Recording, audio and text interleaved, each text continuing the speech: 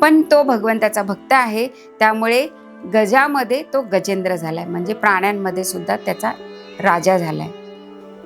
आणि हा मगर कोण आहे मग? हा मगर हुऊ नावाचा एक गंधर्व आहे, पूर्वजन्मीचा हुऊ नावाचा गंधर्व आहे. आता हा काय करायचा की अप्सरांची छेडछाड कर, मद्यप्राशन कर, भगवंताची पूजा न करणं, भक्ती न करणं, गैरवर्तन करणं, अशा प्रकारे तो वागत असे. त्यामुळे देवल मुनींनी त्याला शाप दिलेला असतो की तू मगर हो. तो हा मगर इथे या सरोवरात आलेला असतो, या सागरात आलेला असतो. मग आता माझी सुटका कशी होणार?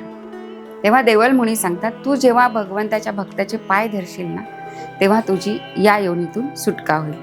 मग असा हा जो कथेचा आपण भाग पाहिला, तर ती सुटका होण्यासाठी मगराने त्या गजेंद्राचा पाय धरलेला आहे. गजेंद्र म्हणजे जीव आणि मगर म्हणजे काल आहे. तर कालाचा घाला म्हणजे काळ कधी येतो, आपण म्हणतो ना वेळ आली होती, काळ आला नव्हता.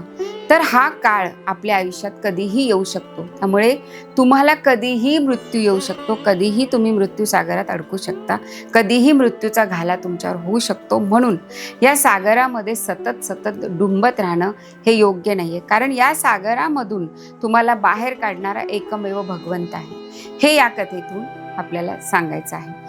तर इथे काय लिहिलंय की जेव्हा हा गजेंद्र त्या मगरीने पाय धरल्यानंतर आर्त स्वराने कहणत होता, लोकांना विनवत होता, तेव्हा आजूबाजूला सगळे काठावर त्याचे नातेवाईक, त्याच्या हत्तीने सगळे उभे होते, पण ते काही करू शकत नव्हते.